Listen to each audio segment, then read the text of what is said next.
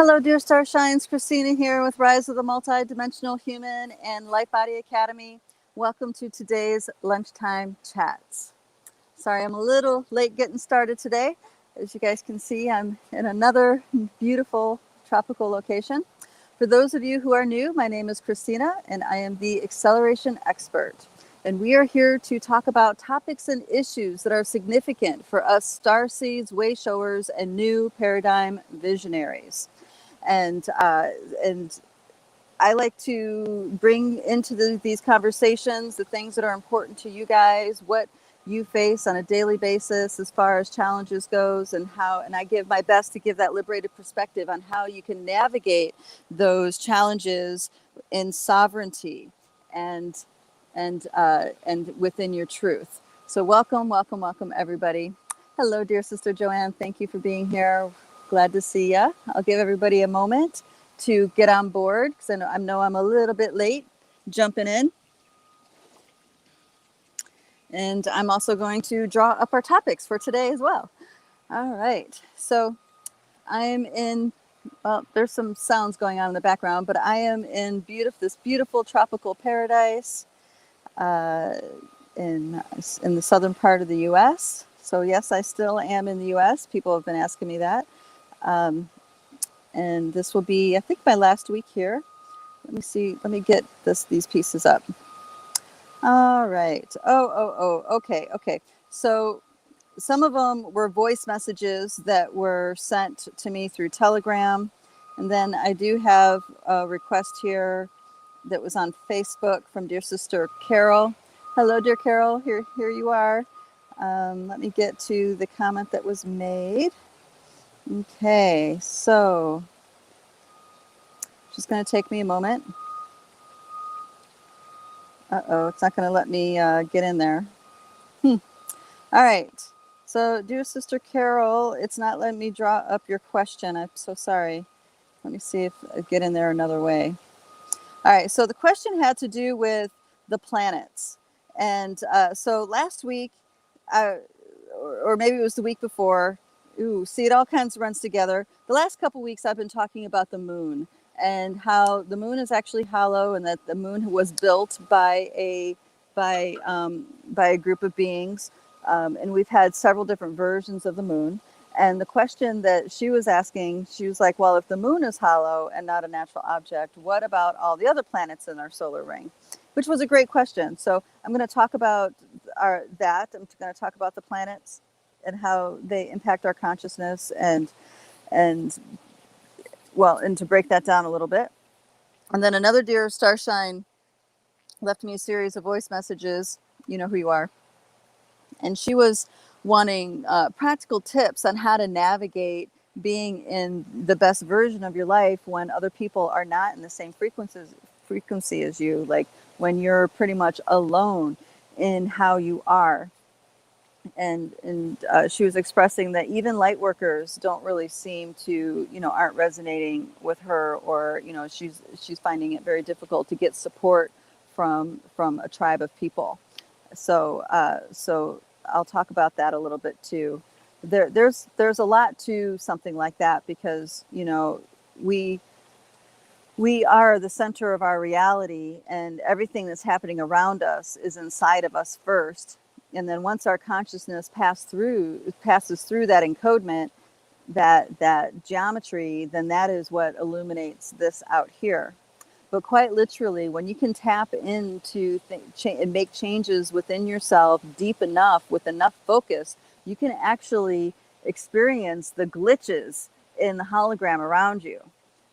There was a multidimensional that I used to work with, and this would happen nearly every single time we would get together. It was like the matrix would start glitching around me, and I can actually, get a sense of the illusion, of a real clear sense of the illusionary quality of what I'm seeing around me. So there is that kind of component involved.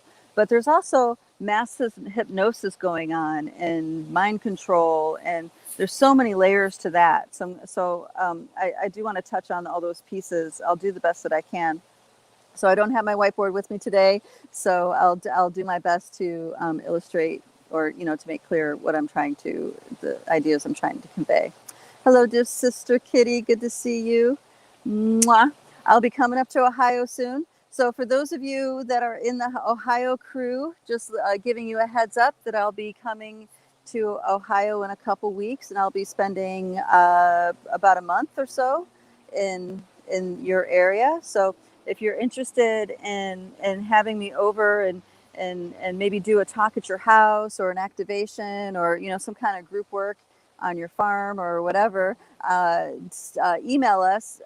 You make sure you contact us and we can arrange something, because I will be available to do talks and stuff while I'm there.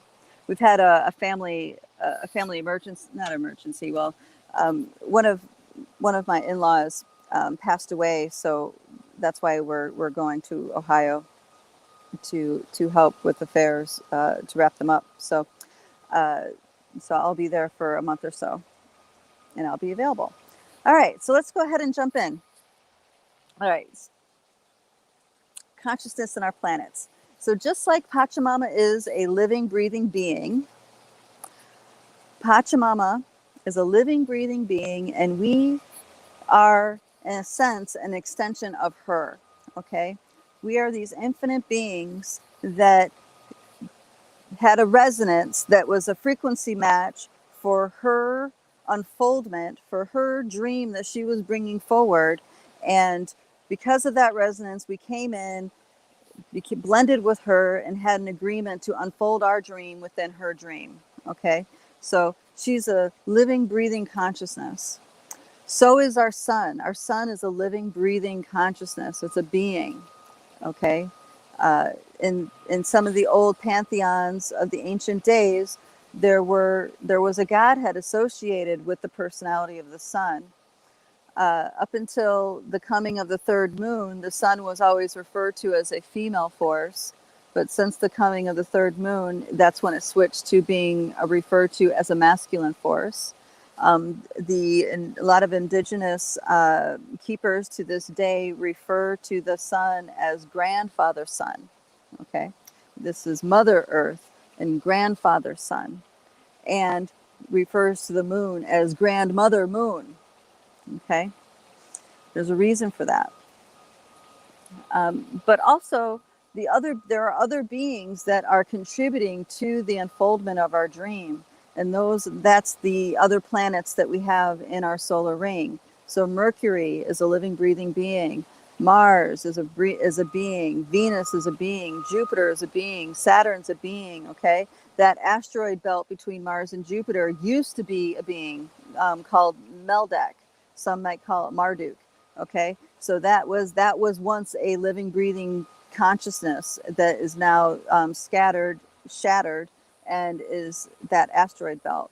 So Saturn is a being. Uranus, Neptune, Pluto, all these are conscious beings, planetary beings. Now there's more planetary beings than just that. We have Chiron, which is they call an asteroid, but they have pictures of Chiron in a microscope, and it looks like a small planet, like a moon.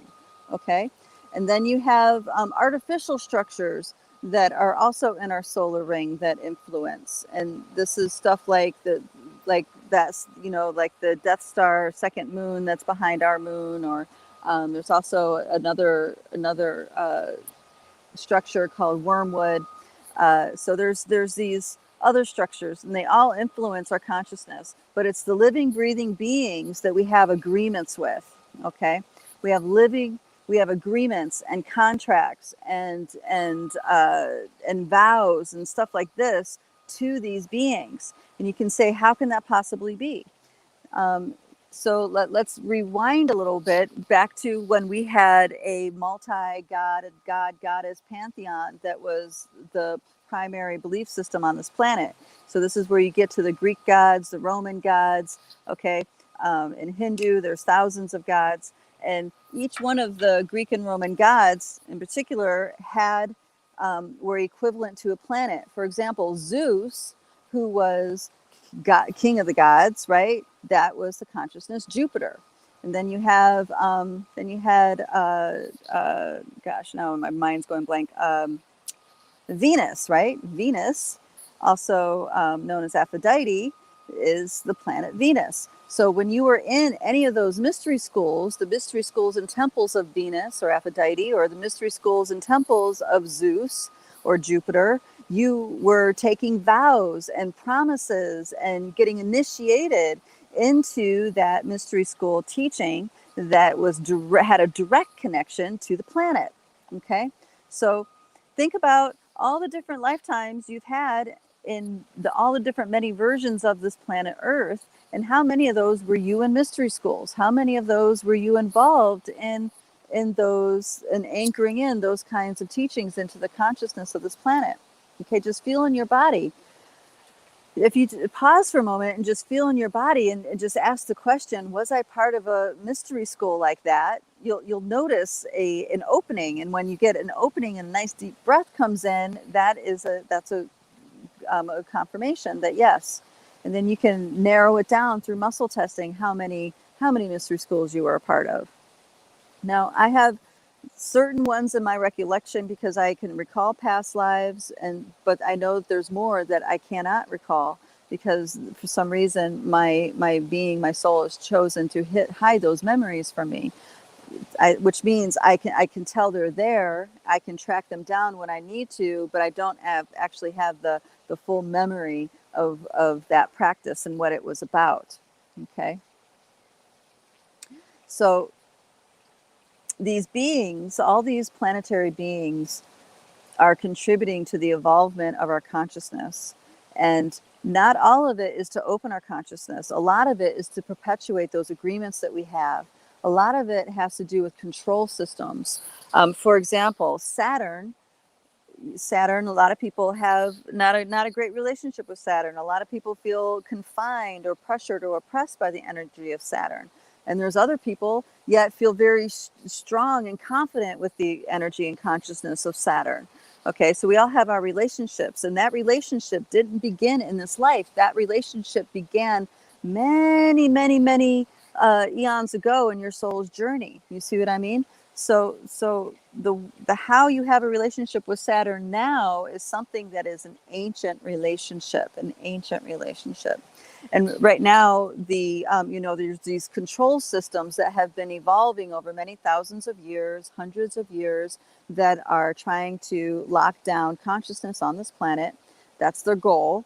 I don't think they're going to succeed. But right now, this particular time, they are relentless and they're going full force. You guys perhaps know what I mean, right? So this is something that we're facing because we need to reclaim our power from these places. We need to reclaim our autonomy. We need to reclaim our sovereignty. So in a lot of ways, these agreements that we have with these planets, even though they may seem like they're dark or hindering, they're actually there to help us wake up, because we are the ones who made those agreements, which means we are the ones that can undo them. We are the ones that can declare it full circle and undo those agreements. You see? So this is why reclaiming your responsibility is so, so important. Your personal responsibility. The more you can claim, the more power you have. That saying from the movies that says with great power comes with great responsibility, but it's actually the other way around. By taking responsibility, you are claiming great power. Okay. And Saturn is helping us do that. There are dark lords of Saturn that are governing over the structures of this planet. Okay. So that's military, that's the medical system, that's the government, that's education, right? All these systems, there's more than that. I think there's 6 altogether. Actually, there's more than that, but there's 6 major ones. But think about that. These dark lords are all exacting their power right now in our society. And they're able to have this power because of our agreements that we have individually and our agreements that we have collectively. So as we wake up to these agreements and reclaim our autonomy, we can undo these. So we can quite literally undo the tyranny that's happening right now by doing our own personal work. right? By doing our shadow work, instead of playing victim or playing the blame game or justifying being angry and upset about, the stupidity of people or the sheeple or, whatever that derogatory term is, instead claim that and recognize all this stuff is happening, and what is yours is yours. And there's great power for you to really seek out and take responsibility for what is yours.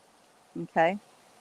So as we take responsibility for what's ours and we track it back to those ancient agreements that we have with these beings, we liberate ourselves. And in that, we're paving the path on a subconscious level for others to liberate themselves. Now, a lot of humanity is asleep, and they can't understand the level of control systems that we're talking about, that their ego driver, the personality can't understand, but their inner being knows. So they can actually, as we do this work, they can actually work out their side of it, if it's in their soul's truth to do so, through their dream time.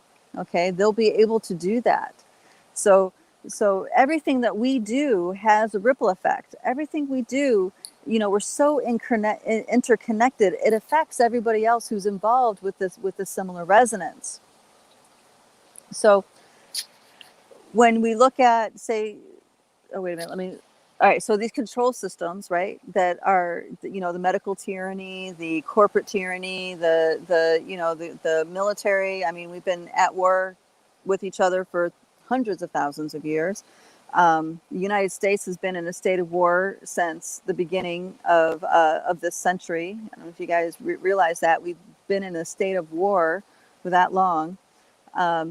There's indoctrination happening in our schools, and that indoctrination is conditioning kids to have particular attitudes and thoughts about things, right? So they're going to all these power plays are happening on many levels at once, and as we wake up to them and reclaim them, we can choose something different. Now, I know for a lot of people it's not realistic to homeschool your kid, but it is realistic for you to really play a big part in the influence of your child. And you can't do it by being tyrannical, because they're just going to turn their heads. They're not going to pay attention if you're tyrannical. But if you're truly connecting with them, you're truly being vulnerable with them, you're being real with them, you're telling them the truth, then they're going to really listen to you. There's so many times when I was dropping truth bombs on my kids and I didn't think that they were listening. I kind of thought that, they were just like, yeah, whatever, mom. But years later, they would actually say it back to me word for word, like, yeah, we know this. And then they would say it back to me. And I'm like, holy crap, you were listening, So I was really glad to find out that, I did have a very strong influence on my kids, even though, they were in and out of the school system.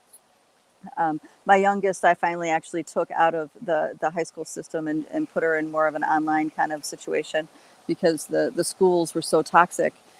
But anyway, I digress. Let me get back to the planets here. So we have our planets that are spinning around the sun just like we are. And if you see the sun, imagine the sun's traveling through space. And as it's traveling through space at hundreds of kilometers a second, all these planets are cycling around the sun as it travels. So it actually is creating a nesting doll within nesting doll of frequency waves. Okay, if you look at their orbits, they're ecliptics. They're ecliptic patterns, and those are frequencies that are influencing our consciousness. Now, there was an explosion on Jupiter. I talked about this a lot. The Shoemaker-Levy comet hit Jupiter, forever changed the face, and it was like this massive, like 500 million megaton blast, and that actually blasted open. It blasted open the container of the mystery school teachings for everybody on this planet, for all beings of consciousness on this planet. All of a sudden, the mystery schools that were once closed off and only for the initiated, that got blasted open. And those encodements, those initiations became, imagine a cottonwood tree in the wind, just blew throughout the stellar winds. And anybody who had the heart and the mind to see and recognize what they were, they could receive those teachings, they could receive those activations. Okay, so everything that happens to these planets happens within us as well. Just that's why, that's why I am such a critic about the super soldier narrative. It's like I really feel like that's a purposeful interdimensional invasion of consciousness on this planet. They're shattering souls, and then creating abominations with those fragments and sending those abominations to experience different war narratives on Mars, right? So that is a huge intrusion, an inception into the subconscious of humanity, because that affects us. And who are they at war with? They're at war with the mantis beings. They're at war with the spider people. They're at war of these primal consciousness that are actually really important for us to unify and come into relationship with. But we can't come into relationship with it if we're terrified, because of these stories that are existing in our subconscious because of what they're doing with the super soldier program, right? So there's that kind of weird interference going on. And then you have these comets that come into our solar ring every so many decades. Those also have an influence. What's really cool is that as we clean up our shadow, as we claim responsibility for these things, like really claim our responsibility and what we did to contribute into the creation of that relationship. As we do that and clean things up, when I say clean things up, I mean you're unraveling the entanglement, so you're no longer held captive in that particular dynamic anymore. As we clean things up, we can actually, those planetary beings will be doorways to even a much bigger consciousness. Okay, so you're born with your birth chart. All right, so you're born, you have a birth chart, and you can see a lot about your life in that birth chart. Well, if you do a lot of shadow work and you do a lot of cleaning up and reintegration within yourself, that means soul retrieval on a human level, but also soul retrieval with trauma dramas in the larger stellar arena. Okay, you can actually transcend your birth chart. You can transcend the hard aspects and the trials and tribulations that are within that birth chart. How does that happen?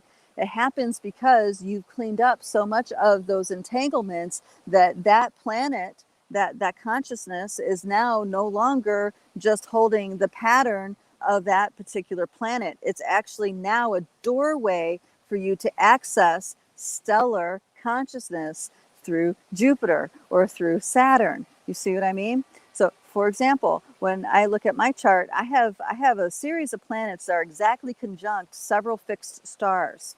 Okay, and each of those, and as I've cleaned up those entanglements, those planets are now actually gateways to these stars. So like Rigel, Spica, the Pleiades, Sirius. All right, so it's Saturn I have that's exactly conjunct Sirius. And what that means is that as I clean up my power over dynamics with the Saturn energy, right, then it actually starts to act as an aperture, a doorway for me to access Sirian consciousness. Okay, I'm talking about the sun Sirius. It's a consciousness, and it flows through that doorway. And then I have access to that kind of consciousness. This is the same thing that can happen for you too. And this is what's happening for people. So when we're talking about the veils, lifting, these are the kinds of veils that we're talking about. These storylines, these dramas, these interstellar dramas that we have that influence our subconscious, those are lifting. And then we have direct access to that pure starlight consciousness. All right, let me go ahead and get into some of these comments here, darlings. Let's see what we have. Never alone when I tune into the entourage. Oh yeah, Ohio, beautiful. Okay. Yes, the sun. All right, thank you, Kitty. Milana says, yes, the sun is 1,000 angels singing their love. Yes, okay. Just tuning in from Ohio. Oh, Soul Schooling's from Ohio. Hey. So Kitty says, oh, I'm going to see you in Ohio for session. Yeah, we'll get in contact about that. Yes, I'm coming to Ohio. After I leave this particular paradise, I'll be driving up to Ohio. So do email me. We'll be able to keep you guys in the loop about that, which means live sessions will be available if you want that. Okay, so all right, let me get back to, all right, so once we clean up these these blinding programs and these bindings agreements that are holding our essence and, you know, our life force energy and entanglements, then they start to become apertures for certain star consciousness to come through. Now, this is not a new thought. This is an ancient thought. This is something that indigenous elders have practiced for many thousands of years, and it's still alive in their stories and in their lore. They speak about this a lot. And in particular, they speak a lot about the Pleiades and of Sirius, those two specifically. Okay, so if we go back to the teachings of the 9 dimensions that I learned from Barbara Handclough, the Cherokee record keeper and now Mayan elder, she talked about that each of these dimensions that we have access to that are within our body, they have keepers. And 2 of those keepers, the keepers of the 5th dimension, the keepers of the 6th dimension, is the Pleiadians, the 5th, and the Sirians, the 6th. Okay, so as you have a streamed connection with these beings, which you access from within yourself, okay, the more of a natural understanding starts to unfold from within you. You'll start to know things without knowing why you know them. It's like when I learned the 9 dimensions, I knew them. I totally knew it before I ever learned it, but I didn't know it. I didn't know that I knew it until after I went through the teachings. Then I was like, I've known this my whole life. I've always known this. You know what I mean? So this is what I'm talking about, that inner truth. So as this stuff gets cleaned up more and more and more, you can be in streamlined conversation, constant conversation with the sunlight, with the starlight of Sirius, or with the different stellar networks that are having to do with the Pleiades or Arcturus or even Andromeda, which is another galaxy. Okay, this is all accessible within ourselves, but we got to clean up the lens of our belief systems and all those entanglements, because all those programs are meant to blind us. So there were veils put in place that were even beyond our programs, but now the veils are lifting. So what's left are our programs. So as we clean up those programs, we're going to have direct communication with beings of other, interdimensional beings of these different star systems. And this is what those awakening star seeds are discovering. How many of you have discovered that you have a connection with the Galactic Federation? How many of you discovered that you have a connection with beings from the Pleiades or from Arcturus or from or the Mantis beings, which are also Arcturus? So these connections are real. And it's happening because your inner lenses have been liberated from those blinding programs, okay? Your inner lenses are now clear enough to be able to access this consciousness. You have the entire Milky Way galaxy. Remember the drawings that I do every week with that outer nesting doll of the Milky Way galaxy? You have the entire Milky Way galaxy alive inside of you via these stellar networks, okay? The stellar networks are within you. Okay, they're inside. There is no going out. You don't need to go up to reach a ship. You can talk to that ship by broadcasting on your own interstellar network. You see what I mean? All right. So the inner world is what is happening in the outer. The outer world is maybe more of a metaphor. And because of the control systems at play in a collective level that people haven't woken up yet, a lot of things are flipped or reversed.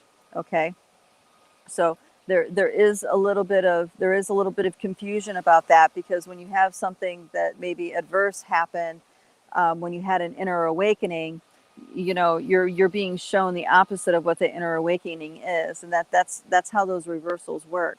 They take. So how this 4D lens, how it's working, it takes what's the truth and then it reverses it, flips it upside down and turns it backwards and shines it back at you.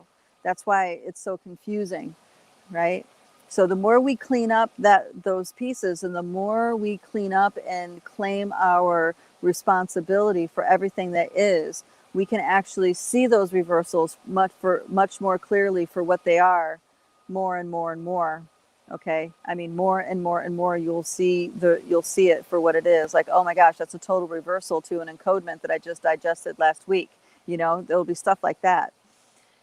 So getting to how this connects to relationships and money and stuff like this. So our inner connection, how resourced we are within ourselves from our essence, from our inner being, that directly impacts the quality and the quantity of support and resourcing we have that's outside of us. Okay.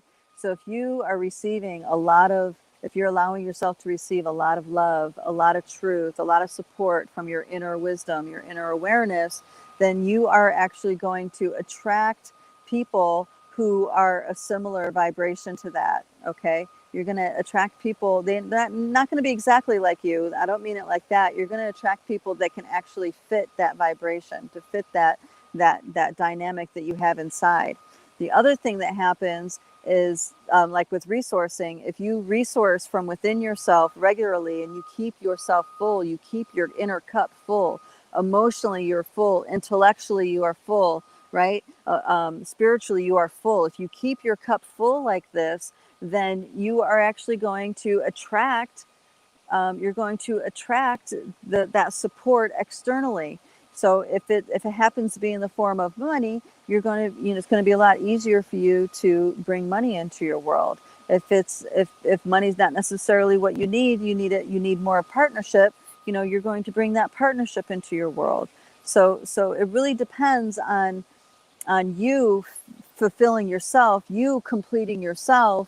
And by doing that and being content with that, that actually sets the stage for this outer world to meet you in a similar way. So this is a huge game changer when you wake up to it. The trick is that we have to clean up that lens. We have to clean up that 4D lens, because we are not just responsible for cleaning up our own shit, but we also have all that we've inherited from our ancestry.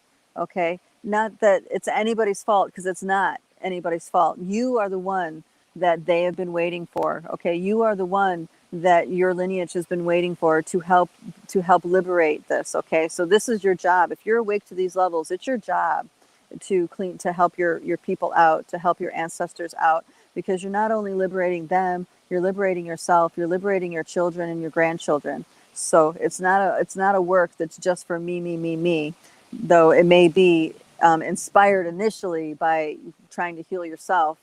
Ultimately, it heals everybody in your line. And then as you keep going with that kind of healing, you also start to heal your spiritual lineage. And you can be like, well, why does my spiritual lineage need healed? Okay.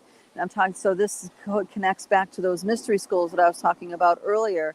So these mystery schools aligned us with different star beings, with different spiritual beings that don't incarnate physically.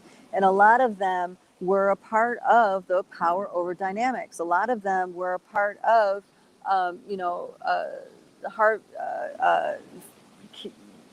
adapting and adopting soul energy and live off that. There are deities that live off of worship and praise. Matter of fact, nearly all the deities of this planet live off of worship and praise. It's very powerful to do that. If you ever have a group of people worship and praise you, you will totally feel what I'm talking about. It just blows you away. It's incredible. So imagine these beings that are not corporeal, that don't have a body, are getting worshipped and praised. So, there's some of them get an addiction to that, and they want to, they contribute. They want to keep encouraging that more and more and more. And us who have been on this planet for a while in the mystery schools, we have soul contracts to do that, right? So we do that. We go back into that lineage again. But this time, in this time and place, because we're waking up to a much bigger picture, we're waking up out of the finite universe and into the infinite universe again. Now it's time for us to say to those beings, dearly beloved, it's time to wake up out of this, right? It's time to wake up out of the finite. We are now going into the infinite. And I am more than happy to take your hand and walk you home, right? And to walk you home, my love. So just because these deities may have developed an addiction to that, it doesn't mean that they are beyond redemption. Okay, it's just like us. There's so many humans that develop an addiction to bliss. There's so many humans that develop an addiction to avoidance, right? And it's there's a lot of forces at play that create that, and a lot of it's pain and trauma. You know what I mean? So it's hard to blame anybody for for wanting to avoid pain and trauma, right? But those of us, the warriors, the rainbow warriors, the spiritual warriors, are here to clean all that up, to take responsibility, to reclaim our power in these pieces and unravel the entanglements. And by doing so, we're liberating us, we're liberating our ancestry, we're liberating all the spiritual beings that were also involved in those dynamics. So we are liberating consciousness exponentially by doing what we're doing. You guys, by doing what you're doing, this liberates everything exponentially. I can't even tell you the depth of service that you're doing by being here on this planet. And we need to continue, as we walk through these times, continue to resource. Okay, we have to continue to resource, because there's a lot of aversion happening, and we don't want to participate in the tyranny, but at the same time, we're becoming more and more isolated. And what's happening is that people so they've done all their shadow work, they're doing their work to reclaim their autonomy and their sovereignty, but then they feel obligated to acquiesce. And it may start off with just one small thing, one small acquiescence.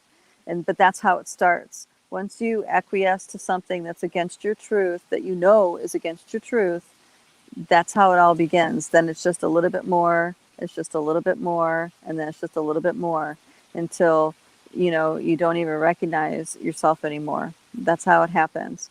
Bob Marley did this wonderful interview, I think it was back in the 70s, where he was talking about, he was saying that once you sell yourself out once, then it's all that much easier to do it again.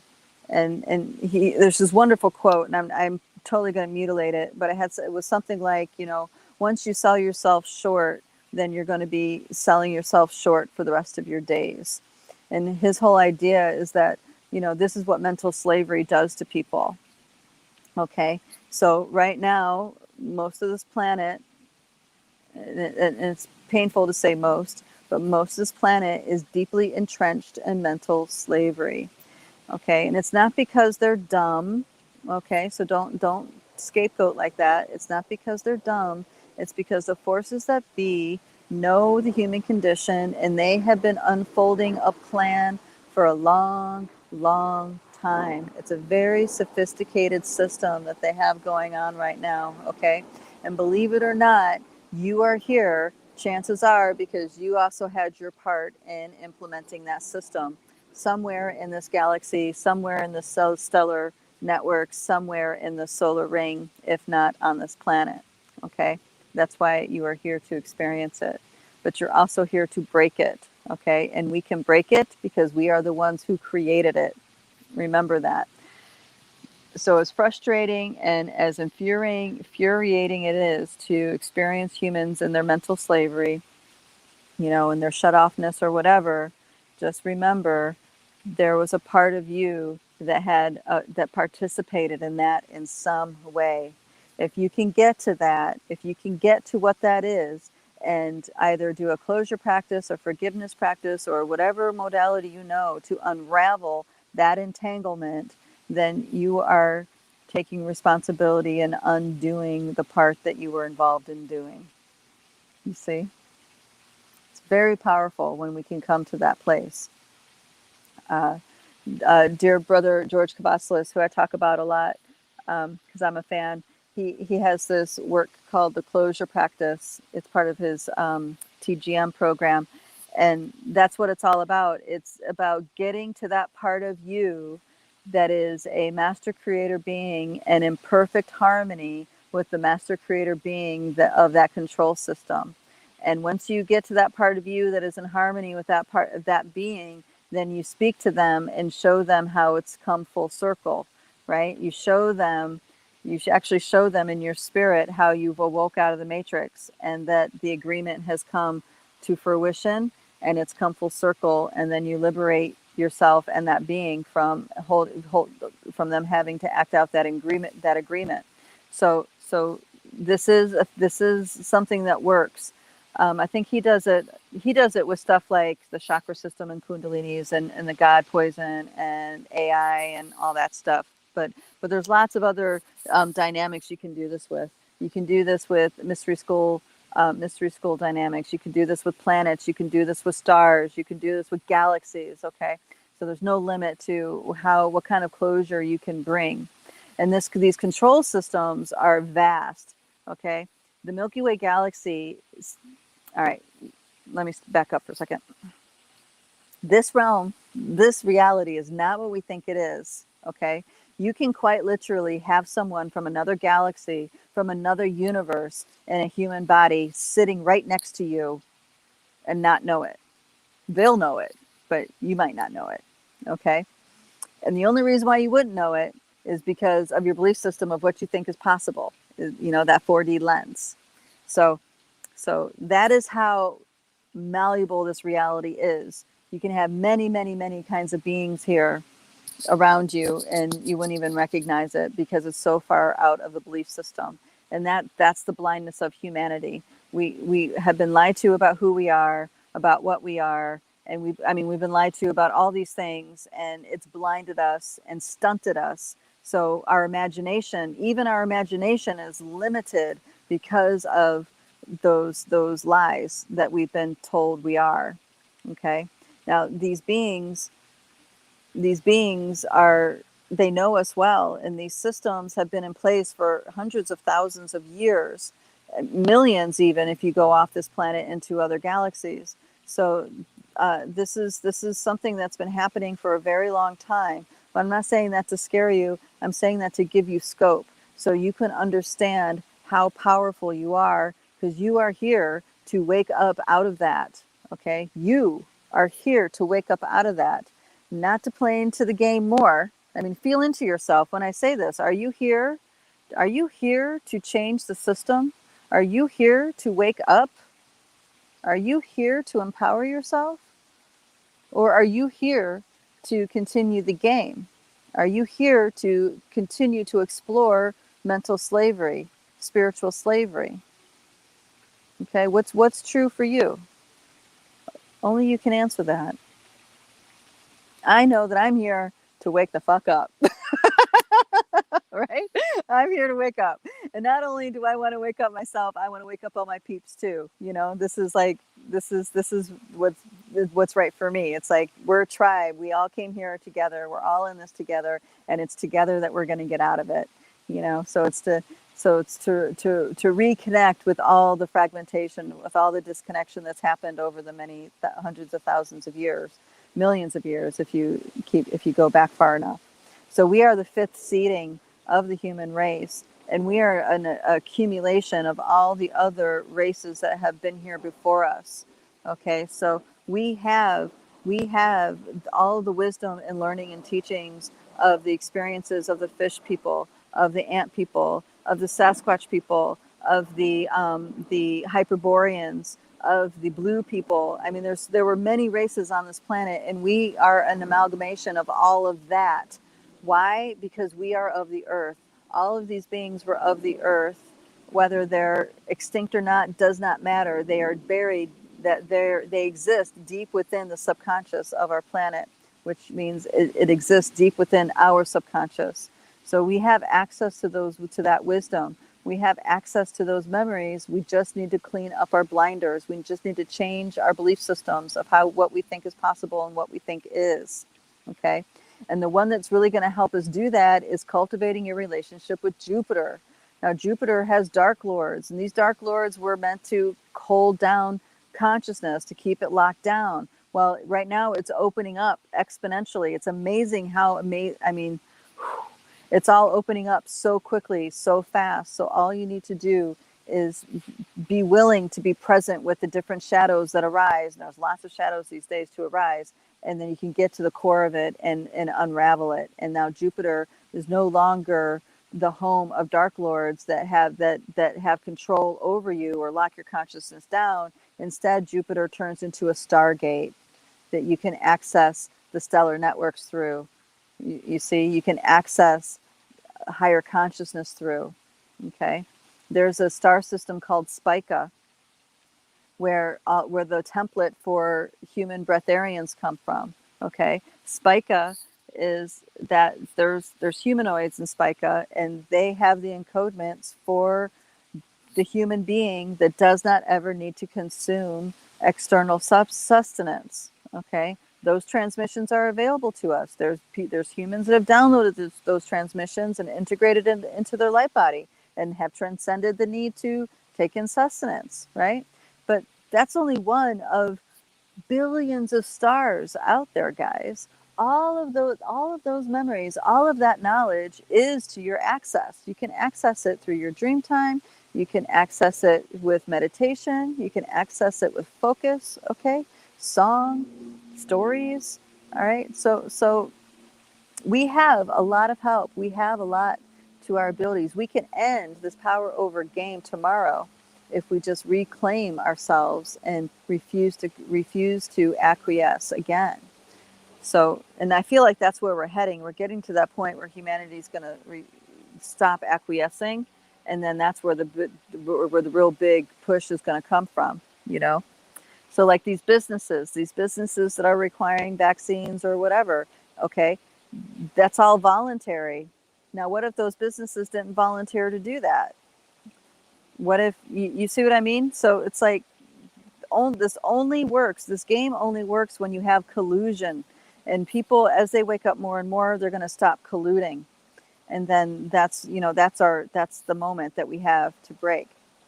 And here's the other thing: no matter how hopeless it seems, don't worry, it's not hopeless, because this is a conversation that I had with Elmine many years ago, a Toltec master that I'm a huge fan of.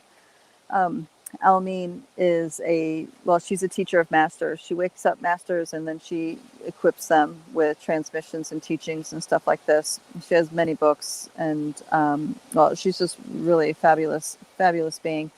Anyway, the conversation with her way back when I was in New York doing a workshop with her, and she said, the powers that be, the power of dynamics, it takes a lot of inner strength to keep up the fight, because it seems like it's hopeless. And then right when you think that it's totally hopeless, boom, spirit kicks in and the right thing happens right at the right time, right at the last second, and everything turns out to be okay. And so the question was, why does spirit wait until the very last second? Why does spirit wait to the very last second to step in and take action? And what spirit said was, what else is there? Why do you have to wait to the very last second? What else is there? Okay. Yeah, let that sink in. So we're going to, the stuff is going to continue to get batshit crazy, as I said before, and we are going to get challenged to stand up for our truth more and more and more. But do know that at that moment when it is the most important, that's when your spirit, the spirit, big spirit, will steps in, and the shift happens. That connection that was going to finalize, like that last nail in the coffin that was going to finalize the deal, gets thwarted and doesn't happen. And then that's the opportunity to set a different pattern, to set a different course with your actions, with your truth, with your presence. I hope this is making sense, what I'm saying. All right. So Kitty says, oh, I didn't know that about Mars, my planet. It makes sense now. Yeah. So those of you who aren't familiar with this narrative that I'm talking about, I'll elaborate a little bit more, because it's important for us to realize what's influencing us on that subconscious level. So this is a narrative coming from the whistleblowers in the government secret space program. And the particular narrative I'm talking about is the SSP, the super soldier program. And what they do is that they recruit someone in their adolescence, put them through a soul-shattering process, which usually involves horrific ritual abuse, ceremonial abuse. Okay. And then once the soul gets fragmented, they take those fragments and they will animate either a clone or a cyborg or a, you know, an AI robot, a beastly kind of creature, you know, they will animate, they'll take that speck of soul and they will animate that facet, and they'll animate something, and then they will send it on a train. You'll get trained and then get sent on a mission. And the mission is, well, I was on the moon for some of that, but most of the missions are on Mars. Very few were actually on the moon for a different kind of purpose. But and and and so the ones that they call them 20 and backer. So you go there in that state, in that suspended, fragmented state, imbuing that vessel, whatever that vessel is, and you are fighting a war on Mars until it's time to come back. And then once you come back, they time regress you and reassemble you back to the moment when you were first recruited. And then you just go on living your life like nothing happened. In the meantime, all the events is buried in your subconscious. Okay, so many whistleblowers have come forward about being having memories on Earth from being a super soldier, and not all of it is going to Mars. Some of it is to be involved in the sex trafficking game.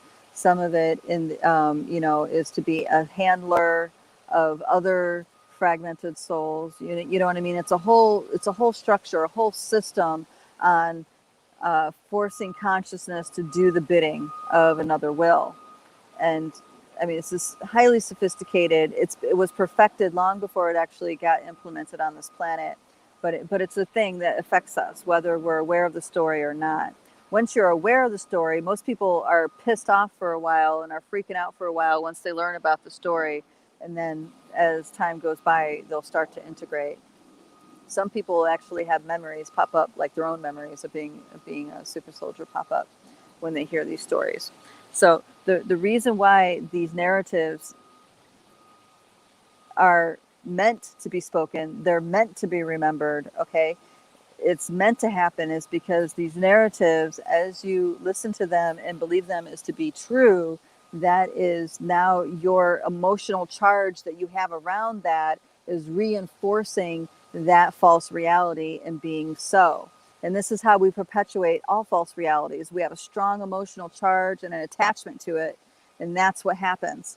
That's what happens when we have a strong emotional charge and an attachment to something. We insist, that it's bad, it's this, it's that. We insist, and we have such, and in that we're doing our part in keeping that interdimensional false reality as being so. So when we can come to peace inside, come to a place of forgiveness inside, forgiveness for ourselves, but also forgiveness for yourself as infinite creator, forgiveness for the beings that put you through the manipulation, that fulfilled that agreement that you had with them. Bring that into the fold, and then you're no longer entangled, and then you don't have an emotional charge around it, and therefore you're no longer contributing in the participation of holding that reality into being so. That's how we get out of it. But that's not what we're taught. We're taught that we have to address it in the physical. We have to address it in the in the 4D physical level. We don't need to do that. We can unravel our quantum from these pieces by truly coming to peace. I don't mean just telling yourself peace. I mean actually feeling peace, feeling forgiveness, feeling compassion inside of our being. Once we have that, then it's unraveled, it's untangled, and that quantum can be with us under our command of what we choose we want to do with our existence and our reality. We're no longer subject to that power over dynamic that entanglement is entrapped in, because we pulled it out and it's now home with us. That's how we get out of this.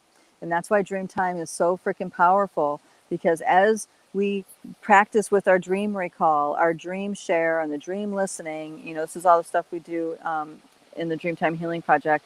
As we do this, you start to clean up that lens. You start to see where those emotional charges are and come to peace with the drama of what that emotional charge is about. And as you come into peace with that, in your dream time, those lenses get thinner, thinner, thinner, thinner, until eventually you are walking among the stars. You're walking among the cosmos and the interdimensional realms in your dream time, and you're having conversation with Creator, Infinite Creator, which is you. And once you're at that point, those transmissions are direct. They download right into your being, and then your system, your body digests it, and then that infinite, that knowing, that wisdom, and the know-how of what you just digested arises into your awareness, and now you're that much more empowered. Okay, so this is why it's so powerful. We just need to clean up the who we think we are, get those entanglements loosened up, and let that energy come back home to us, and then we can actually step into our empowerment in relationship to our reality and the dream time influencing this reality. Because as you change things in your light body, it changes everything in your life. Okay, it's just those emotional attachments of who we think we are, what we think is right, what isn't just, what is, all that stuff. We have to be able to let it go. As in, not tell you, like I said, you actually have to let that quantum entanglement move and loosen and let go and come back home and integrate. And then you're liberated from that particular dynamic having power over you, having control of you. Because right now, humanity are like puppets. Okay, you guys have ever had like a parasite infestation? Those parasites influence your thoughts. They influence your mind. It's like you're a puppet for those parasites. It's a similar kind of thing, except this is on a more quantum level. So and those parasites aren't just the physical parasites. We have energetic parasites. We have AITI interdimensional parasites. There's so much going on. And now with the digital age, it's like it's really gone on overdrive. And I'll wrap up with this, okay? I'm just going to wrap up with a tip on how to unplug from the AITI interdimensional parasitic relationship, okay? We spend a lot of time in electronics. It has an influence. It influences us through the light going through our eyes and hitting our brain. Okay, plus there's a field. There's an EMF field, an EMF around our electronics that also has an influence on us. If every day you take time to connect with Pachamama, connect with nature, every day take time to connect with nature, talk to her, pray with her, ask for healing and balance, pray for the trees, pray for the critters, pray for all of nature and all of life. And you do that as a practice, and you allow your body to entrain with the rhythms of what is in nature. Then you're reaffirming your commitment to